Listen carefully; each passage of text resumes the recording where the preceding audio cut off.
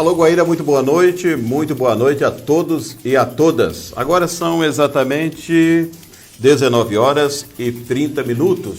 E como prometido, como anunciado inclusive hoje, durante o dia, nós anunciamos que estaríamos aqui nos estúdios com André Marques. Boa noite, André. Boa noite, meu amigo Sandro, internautas aí da Portal Alô Guaíra. Uma satisfação enorme estar aí com vocês. Aí. Satisfação é nossa.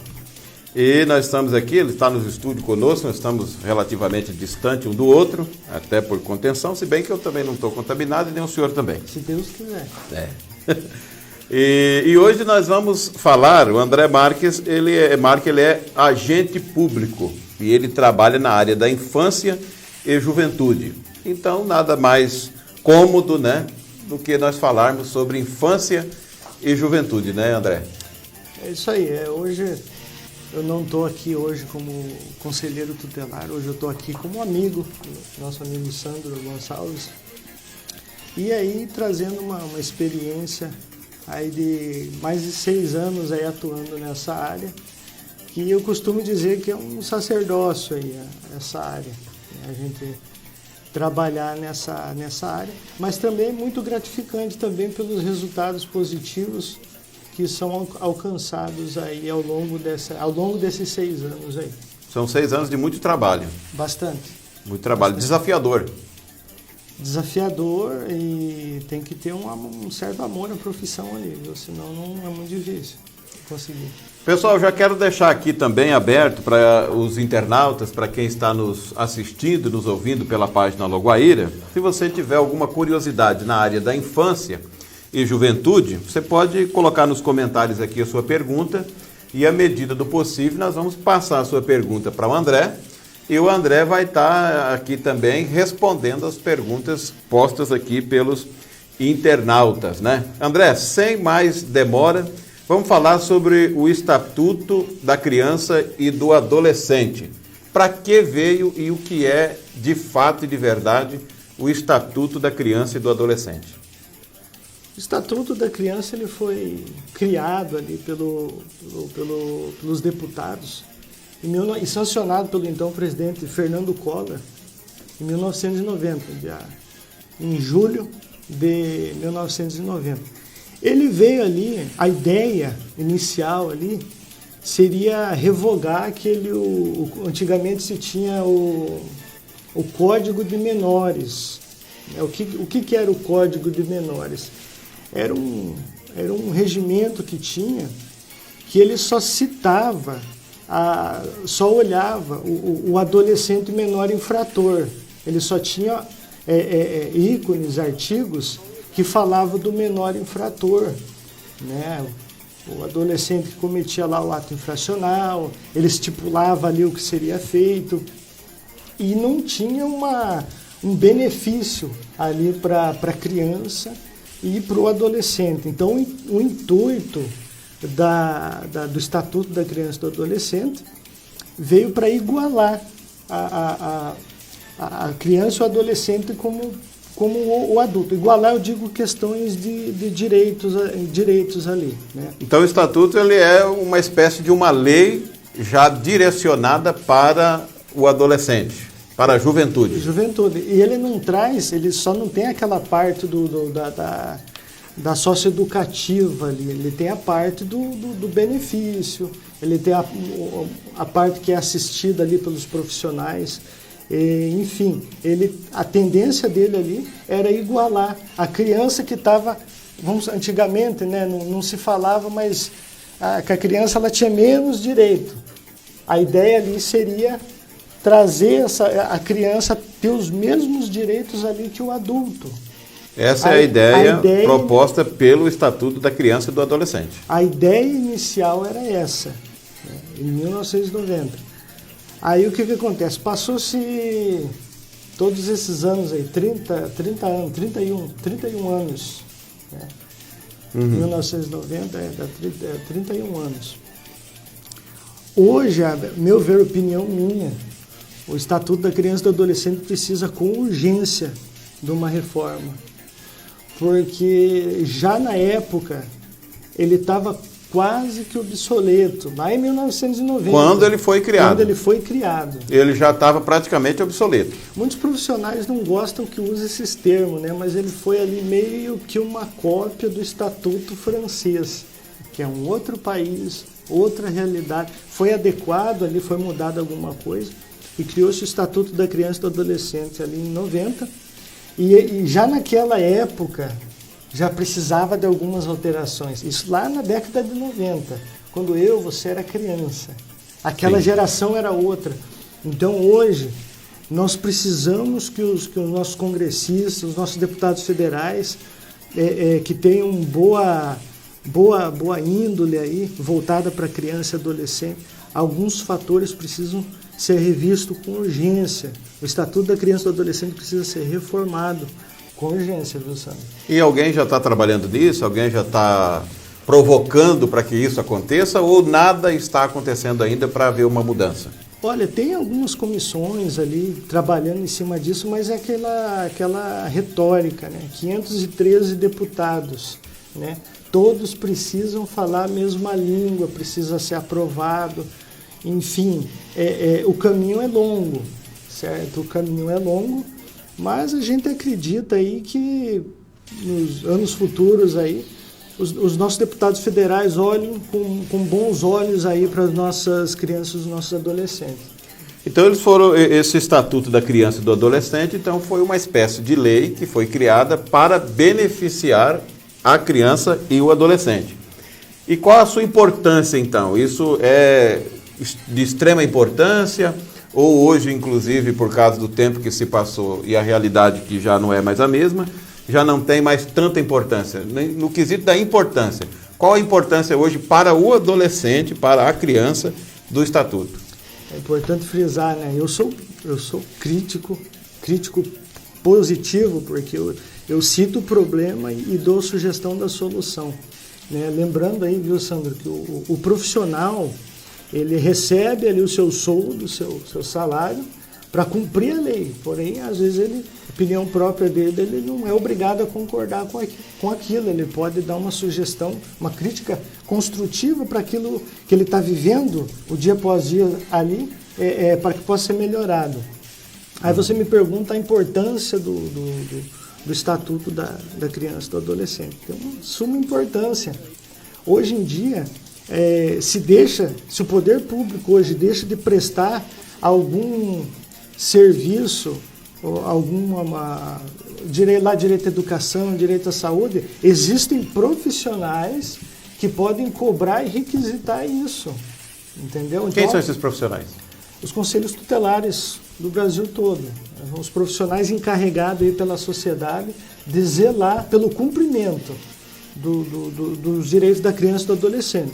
Uhum. Ele é um profissional que ele não executa, ele é um profissional que ele requisita serviço, área da segurança, previdência social, ação social, na educação. Esse é o profissional que é você, por exemplo, isso, que é o agente público que trabalha na área da infância e da juventude. Isso, essa é a função. Então isso é um benefício, esse é um dos grandes benefícios que as crianças e adolescentes têm ali.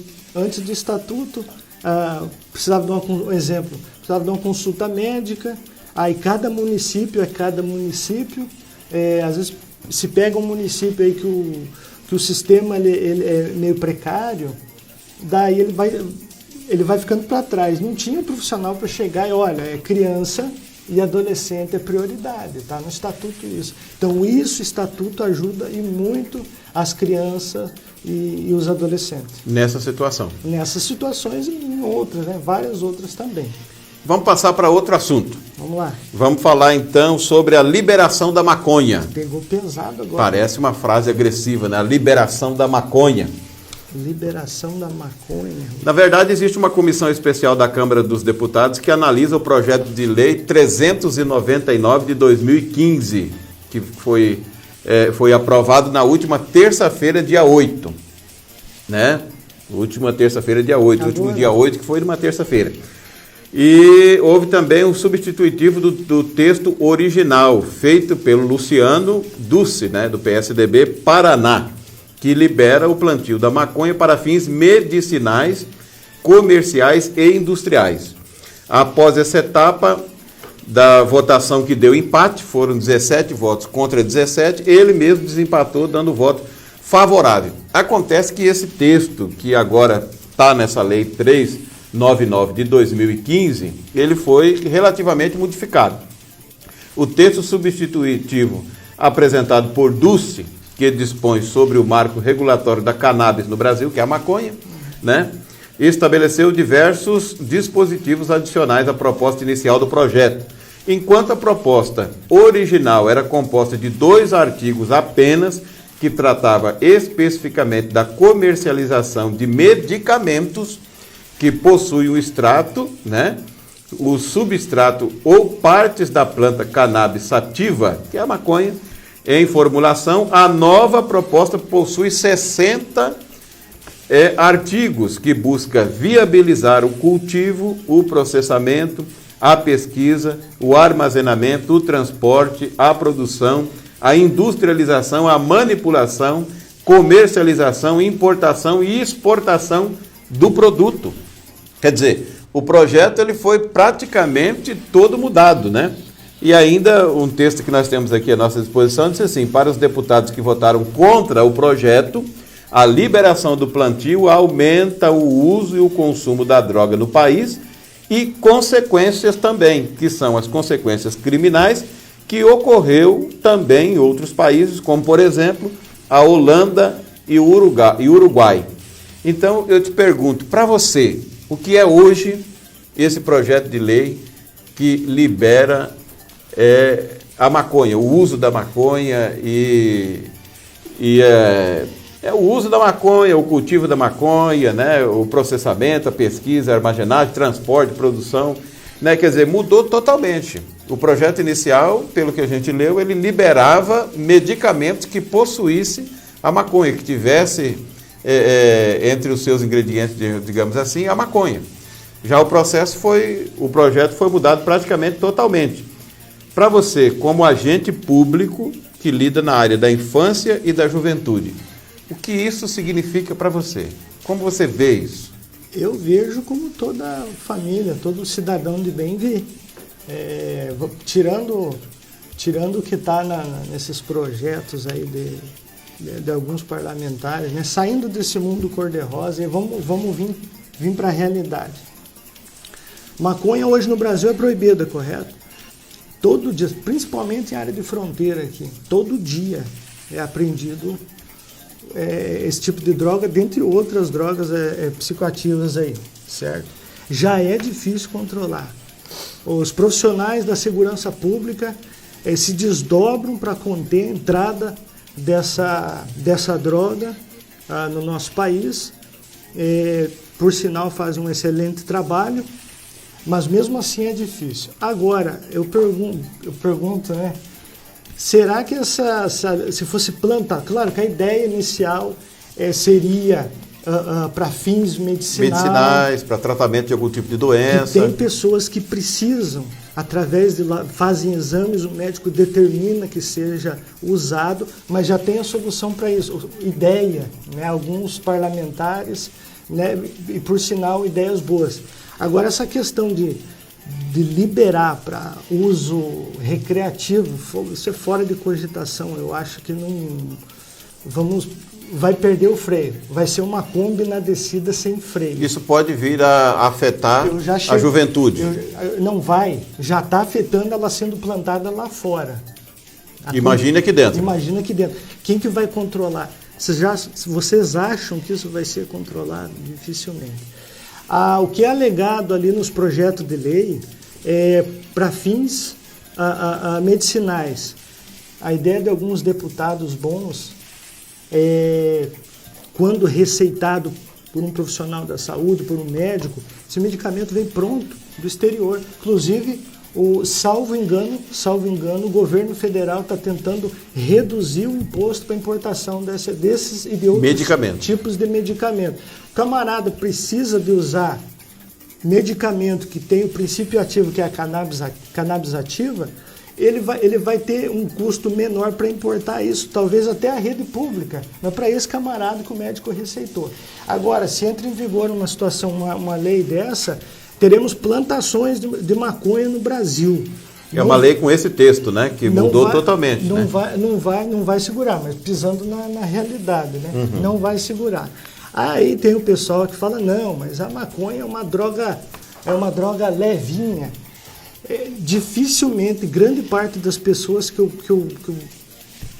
tenho que conversar, falo desse assunto, não usam só a maconha, eles usam uma porta de entrada para outras drogas. Quer dizer, se é só uma porta de entrada... Se ele é de classe baixa, ele vai começar na maconha, ele vai para o crack, porque o crack é mais barato. Se ele é de classe média para cima, ele vai para cocaína, ele não vai parar na maconha, né? Dificilmente quem usa só a maconha. Outra coisa também que vale salientar é a questão esses países onde foi liberado, eles estão tendo um alto índice aí a juventude, ela está se descambando para um lado aí que...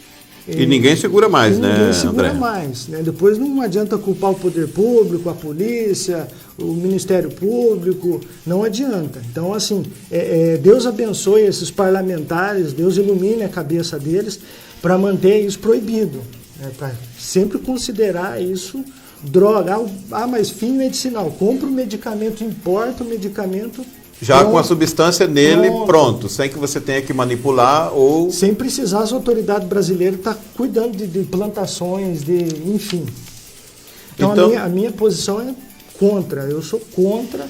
Totalmente? Totalmente contra, mesmo para fins medicinal. Repito, quem precisa tomar, e tem pessoas que precisam, que esses parlamentares criem um mecanismo que tem como...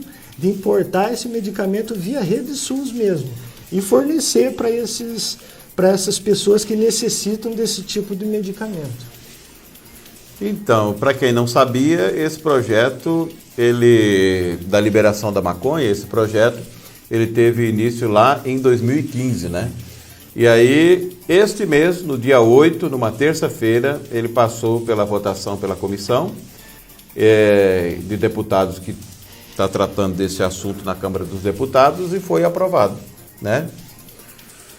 E aí o texto foi totalmente modificado, mas é algo que, se aprovado, então, do ponto de vista do senhor como agente público que lida com a infância e a juventude, vai ser extremamente prejudicial. Extremamente prejudicial devido eu não digo a falta, humanamente é quase que impossível controlar o desvio desse produto, dessa droga. André, o nosso tempo não é tão longo assim. Vamos falar sobre maioridade penal, né? Hoje você veio preparado. Hoje eu vim preparado. Tá certo. Hoje você não me escapa. Tá certo. A maioridade penal é para os que são maiores de 18 anos de idade, né? O que está estabelecido na Constituição de 1988, no artigo 228, que afirma que os maiores de idade que os menores de idade são imputáveis e estão sujeitos a uma norma especial. Por tudo isso, antes de completar 18 anos de idade, uma pessoa não pode ser responsabilizada como um adulto no Brasil. Então, se a pessoa cometeu mesmo um crime hediondo, ela não é tratada como um adulto se ela tem menos de 18 anos. E existem alguns deputados que estão trabalhando para votar uma lei que diminua a maioridade penal. Essa é uma questão bem melindrosa ali, né? Eu lembro de um congresso que eu estava em Porto Alegre, tinha um auditório, foi em 2018, 2017, 2018. Tinha um auditório, tinha umas 350 pessoas, mais ou menos, todos profissionais. da área da infância e juventude. Promotores, membros de conselho de direito, enfim, eles profissionais. E daí o palestrante perguntou, o tema era esse, tá? Quem que é contra a redução da maioridade penal? Auditório em peso. Levantou a mão, quase todo mundo. Queria que não abaixasse. Continuasse 18 anos. 18 anos. E quem é favorável para baixar para 16 anos? Uma meia dúzia levantou a mão. Eu levantei a mão. Aí o pessoal questiona, né? Mas como? Né? Que você, na profissão que você está, você é a favor da redução da maioridade penal. Eu falei, justamente porque eu quero o bem do adolescente. Né? Eu quero isso. Né? Teve várias discussões lá na época. Acho que, se não me engano, foi eu, um PM reformado, mas levantou a mão para E em que isso beneficiaria esse adolescente? Vou chegar lá. O que acontece? Hoje, o recrutamento por parte dos traficantes é 17 anos. Né? 17 anos, 16 anos. Aí tá. Ele ajuda em partes. Ele ajuda em partes. Eu sou a favor da redução da maioridade penal para 16 anos. Vai resolver o problema? Não vai. Vai melhorar? Vai. Por quê? O adolescente hoje, por exemplo, se abaixa para 16 anos, o que o traficante vai fazer? Vai começar a recrutar os de 15, isso é automático. Né? Sistema de trabalho dele. Só que hoje, o adolescente de 15 anos, ele tem um poder ele tem uma submissão aos pais maior do que o de 17. Exemplo, o de 15 obedece mais do que o de 17 anos. Uhum.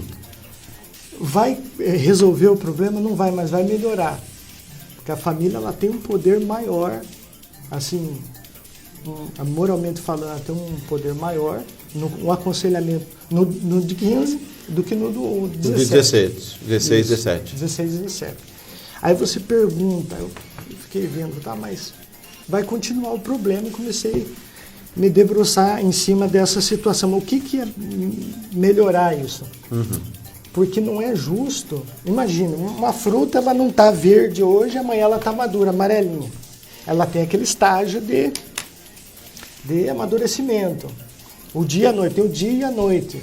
Então não é igual você entrar num cômodo da tua casa, está escuro, você aperta o botão e fica claro. Demanda de tempo. Espera tempo. Nós temos aí, ao amanhecer o dia, temos a aurora, é aquele horário que não está nem de dia nem à noite. Né?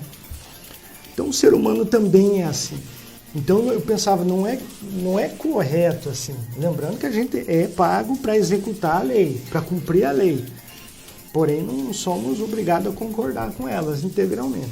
Temos que obedecer, sim. Aí eu comecei a pesquisar. Eu estudei muito um psiquiatra forense, Dr. Guido Palomba, e ele fala sobre esse tema.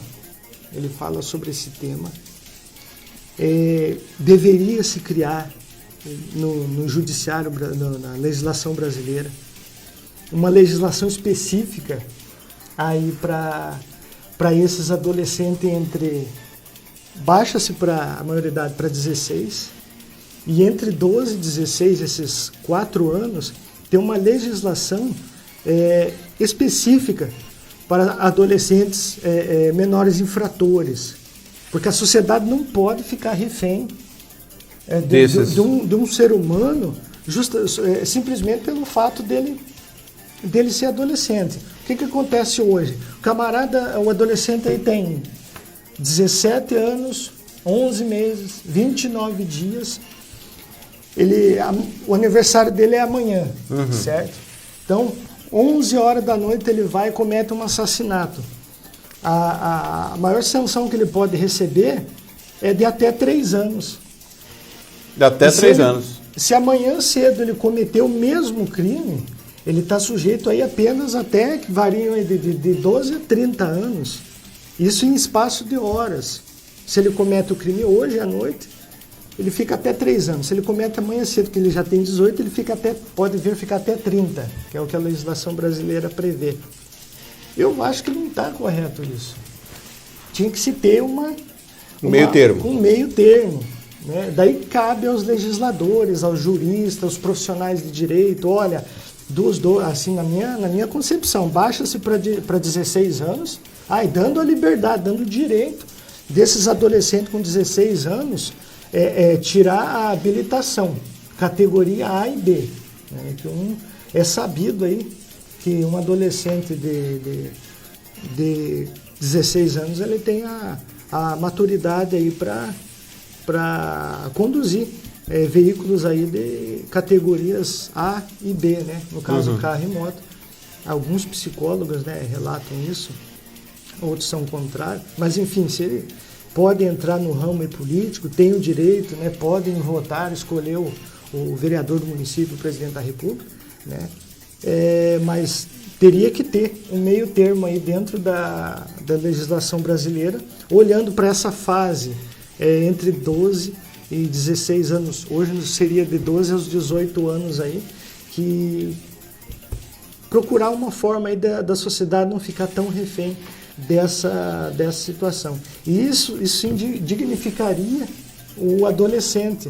Ele se tornaria um cidadão de bem, um cidadão bom, né? Que hoje aí a gente vê criança aí com 14 anos recrutados aí pelo crime organizado, e muitas vezes a gente fica com as mãos amarradas para trás. Pessoal, nós estamos falando então com o André Marque, ele é agente público e trabalha na área da infância e juventude. Nós já falamos um pouco aqui sobre o Estatuto da Criança e do Adolescente, já falamos também um pouco sobre a liberação da maconha e agora estamos finalizando sobre a maioridade penal. Se você quiser deixar a sua pergunta, o seu questionamento, você pode deixar e o André, à medida do possível, estará também respondendo. Sobre a maioridade penal, qual a última palavra do senhor, as últimas considerações? Maioridade penal é aquilo que eu falei, né? A curto prazo, medida a curto prazo, baixa-se para 16 anos de idade. E medida a longo prazo aí, uma legislação específica para adolescentes, menores infratores aí, para a sociedade não ficar tão à mercê, né, de alguns adolescentes aí que entram para esse mundo, né, não se sentir tão blindado, porque se ele errar sabendo que vai ser punido, ele vai errar menos ou não vai errar. Não então, vai errar, vai pensar bem antes. Um enrijecimento nessa área estaria indiretamente o protegendo dele mesmo. Então a minha ideia seria essa. Existe até um texto bíblico que diz que aonde não há lei, o povo se corrompe, né? Eu não me lembro exatamente o texto, mas há um texto bíblico que diz que onde não há lei, o povo se corrompe. Então seria praticamente isso, né? Então ele sabe que não tendo os 18 anos de idade, ele vai estar praticamente blindado. As sanções que ocorrem quando o ser humano tem acima dos 18 anos não é a mesma. Então ele de repente não vai evitar a prática do mal, né? Mas quando há lei, aí se ele com 16 anos já começa a responder pelas suas atitudes criminalmente, de forma penal, vai receber uma pena por aquilo. Então, do seu ponto de vista, ele vai deixar o erro. Grande parte, né? Grande parte vai resolver. A baixa aí para 16 anos resolve um pouco, em partes, não resolve tudo. E essa legislação específica aí, voltada para menor infrator, com mais enrijecimento, eu acho que a gente estaria salvando muito mais jovens e adolescentes aí do que algumas campanhas que a gente vê por aí. O senhor que trabalha com jovens e adolescentes, com a infância, a problemática é muito grande nessa faixa etária? Bastante. Eu não sei que idade você pensa, mas eu acho que nós estamos na mesma casinha ali. Uhum. Né? Enfim, naquela época, dá-se uma impressão não, é fato. O respeito da criança e do adolescente era muito maior. Aquela época, quando nós éramos criança. Quando eu era criança, você era coisa criança. De 40 anos atrás. Grande parte do pessoal que está assistindo. A década de 80, 90, essa época aí, 70. Então, assim, era aquela época que dava benção para o pai, benção para a mãe. Não era todo, né? Tinha os que era fora da casinha. Mas assim, a gente percebia que tinha um respeito maior. Aí piorou agora nessas gerações que estão mais recentes. Eu não sei se por influência de algumas situações. Eu sei que foi... Ah, pessoal, desculpa sair do assunto aqui. A internet hoje, cuidado, você mãe, você pai aí na sua casa. Você que o teu filho fica no quarto, a tua filha fica no quarto, no celular, naquele joguinho, naquele aplicativo. Principalmente crianças, viu? A internet hoje, Sandro, seria o mesmo que você pegar o teu filho aí de 6, 7 anos e colocar ele numa praia e deixar ele lá sozinho. Uma praia onde tem muitas pessoas no meio de uma rodoviária. Então é a mesma coisa. Então cuide, policie o que o teu filho, a tua filha estão vendo nessa rede mundial de computadores aí, que é a internet. Muito cuidado com isso. Eu já vi famílias serem destruídas pelo mau uso aí de aparelhos da computador, internet, né? Voltando das redes sociais. As redes sociais.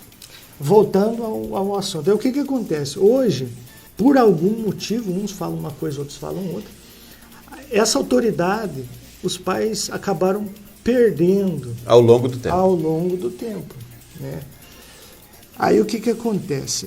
Muitos pais, muitas mães, eles procuram ajuda do sistema de garantia de direito, só que procuram, já eu costumo dizer, quando o avião está caindo, tem que procurar o sistema de garantias de direito quando os primeiros problemas começam a aparecer. Dali é encaminhado por pessoas qualificadas ali para sanar aquele problema. Problemática. Só que geralmente é quando o avião está caindo, aí tem pouca coisa para fazer. Muitas vezes o problema está no próprio pai e na própria mãe. A forma com que a criança foi criada. Segundo alguns... Para você me entender, pessoal que está nos assistindo e nos entender. Hoje em dia, pessoal, alguns psicólogos dizem que o caráter de uma pessoa ele começa a ser formado com 1 ano e meio de idade. Alguns dizem um pouco mais. Então, aquela história que você vê aí na tua internet, aí, criança de colo, batendo no rosto da mãe, a mãe filmando e colocando em Facebook e achando bonito. Aquele tapa vai custar muito caro para ela. A criança está crescendo sem limites. Então, muitas vezes, o adolescente problemático, que tem aquela conflito familiar, a semente do problema é o pai. É a mãe. É o pai que muitas vezes bate na mãe na frente da criança. A mãe que agride verbalmente o pai, ou fisicamente também. Então, muitas vezes... O senhor tem acompanhado circunstâncias assim? Eu prefiro não me ater muito eu vou falar do modo geral, viu, Sandro? Até porque a gente está aqui hoje como profissional da área de infância e juventude, eu não queria... Mas, assim, todo profissional que trabalha no meu ofício, encontra essas circunstâncias. Ele enfrenta isso todo dia. É todo dia. Conflito familiar é todo dia. Entende? Então, assim, e a gente começa a puxar o fio, vai ver o problema está no pai, está na mãe.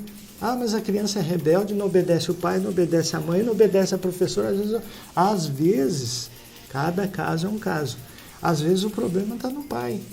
Entende? Então, assim, cada caso tem que ser estudado. Voltando lá, igual eu falei, segundo alguns profissionais da área, então a índole da criança ela se forma com 1 ano e meio de idade. Tudo que você faz, você que é pai, você que é mãe, tudo que você faz, tudo que você fala perto do teu filho, ele vai gravar e vai fazer igual a você. Tá? É quando você tem uma força física maior do que ele, às vezes você contém ele, não faz isso, não faz aquilo, não pode. Vai chegar um ponto, geralmente aos 14 anos, tá? O caldo entorna dos 14 aos 16 anos. Aí. Quando chegar um ponto que a tua força física não for maior do que a dele, daí você vai procurar os profissionais, daí não tem o que fazer. Então, assim, hoje ter um filho, eu costumo dizer, hoje ter um filho não é igual se você ter uma plantação de abóbora ali, você tem que ter responsabilidade. Hoje, para você adotar uma criança, você é pesquisado pela rede de proteção, você faz curso, você é avaliado, e tá certo, tem que fazer isso mesmo. Só que quem tem um filho biológico não passa por essa triagem. Eu acho até que deveria ter um mecanismo, né? O casal lá, a mulher engravidou, o casal engravidou, né? Que as responsabilidades é igual. Vai criar um mecanismo ali, vai fazer um cursinho, vai aprender a trocar, o pai vai aprender a trocar a fralda, não vai jogar para a avó trocar, ensinar. Eu acho que tem que ter uma responsabilidade, não é igual, criança não é igual plantar abóbora hoje em dia, tem muita gente que não, né? Eu já vi vários absurdos parecidos aí. Tem que ter responsabilidade para acompanhar, para criar, filho quiser, viu, pessoal? Desde que tenha condições psíquicas, financeiras, emocionais, né? Tem um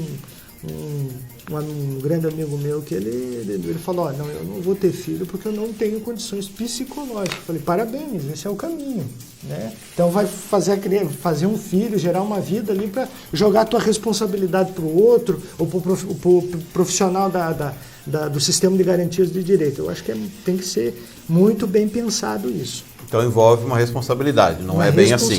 Tem que ter responsabilidade. E hoje o Estado dá tudo, viu, Sandro? Ele dá a pílula, né, que é o anticoncepcional, ele dá o preservativo, deu uma deslizada ali, ele dá a pílula do dia seguinte, e aí vai. O casal hoje, o casal só engravida se ele quiser. Né? Se ele, não, vamos fazer, então faz. O negócio de esqueci, não deu tempo, isso aí com a gente não cola, não. É. André, eu ia perguntar para você sobre as dificuldades da atualidade referente aos adolescentes, mas você praticamente parece que já falou sobre isso. Essa é a grande, né? Então eu vou perguntar uma outra coisa para você agora que é praticamente quase que pessoal, né? Então é lá. Você já foi ameaçado na execução do seu trabalho, né, ao exercer a sua função? Sandro, gente da minha profissão, o Brasil todo conhece aí, foi, salvo engano, em Pernambuco. Tivemos uma chacina, né, onde 3 conselheiros foram emboscados e executados aí naquele estado devido ao exercício da função ali. Grande parte, não todos, grande parte dos agentes públicos da área da infância e juventude do Brasil tem alguma represália, porque geralmente o violador de direito, ele não admite que está errado, né? Ele coloca a culpa no profissional. O profissional vem aqui jogar a criança contra a gente, não pode fazer isso, não pode fazer aquilo, né? A criança, o adolescente lá, enfim. Geralmente você vai fazer você vai advertir uma pessoa, você vai fazer alguma coisa que ela não gosta, ou você vai fazer uma orientação que ela não gosta. Grande parte da população, a maioria, pessoas de bem, entendem e executam aquilo. Mas existem situações que você está lidando ali com crime organizado, né? Você está, de uma certa forma, prejudicando de forma direta, né? Sem intenção. Você está fazendo o teu dever de ofício. Mas numa circunstância idêntica a essa, o senhor já foi ameaçado? Em 6 anos, salvo engano, fui por 6 vezes, 5 ou 6 vezes. Inclusive esse ano.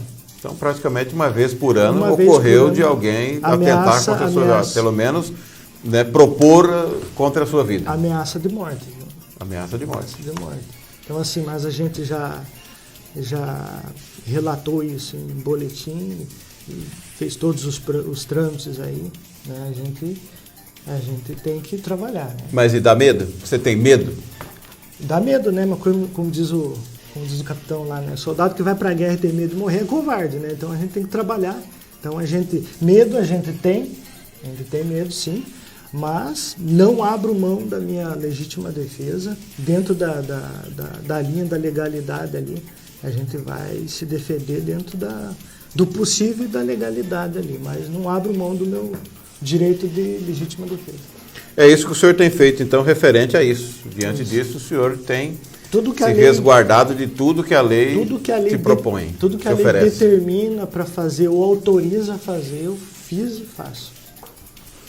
Então nós estivemos conversando com o André Marque, ele é agente público na cidade de Guaíra há mais de 6 anos e nós estivemos fazendo aqui um bate-papo com ele nessa oportunidade.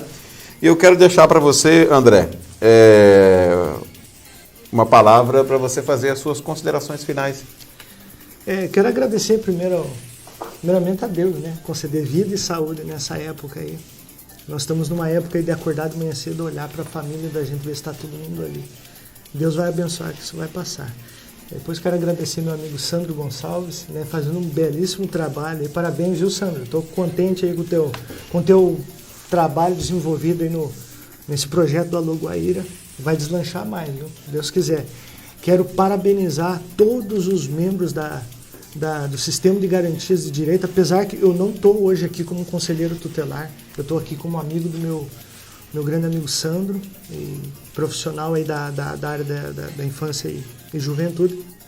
Mas apesar disso, eu quero parabenizar a todos os profissionais, que é uma profissão árdua, todos os que trabalham aí na rede de proteção, parabenizar a atuação do Ministério Público aqui da comarca de Guaíra, aos juízes de direito aí da área da infância, da comarca aqui de Guaíra. Vocês estão de parabéns, parabéns pelo excelentíssimo trabalho que os senhores, Vossa Excelência, vem desenvolvendo aqui do município de Guaíra. Quero agradecer a todos vocês que estão assistindo aí essa live e satisfação. Primeira live, nunca tinha participado de Nunca tinha participado de uma live. E nem falando desse assunto também. Nem falando desse assunto. Já tive em programas de rádio, né? Mas como conselheiro tutelar, não assim. Não como agente público. Não, como um bate-papo. Assim. Um bate-papo. E é bacana, a gente vai colocando. Lembrando, viu, pessoal, todas as orientações, ideias que eu expressei aqui nessa live é uma opinião particular minha, né? Opinião minha, né? Conforme a Constituição aí prevê, né? Livre manifestação de direito, resguardando, né? Não podendo haver anonimato. Então a gente está aí com o nosso nome, com o nosso rosto, expressando as nossas ideias e lembrando que, apesar de muitas coisas a gente não concordar, a gente sim vai estar agindo dentro da legalidade ali.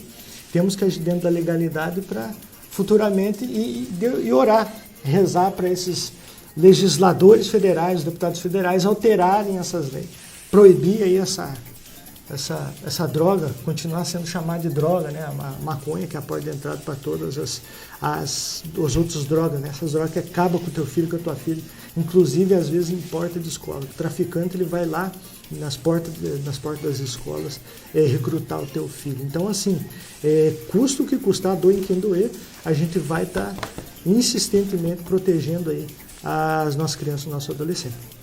André, agradeço então a sua atenção, até de vir aqui nos estúdios para falar, para fazer esse bate-papo conosco. E encerrando então essa transmissão, encerrando essa live, eu quero mais uma vez convidar vocês para o próximo sábado, né?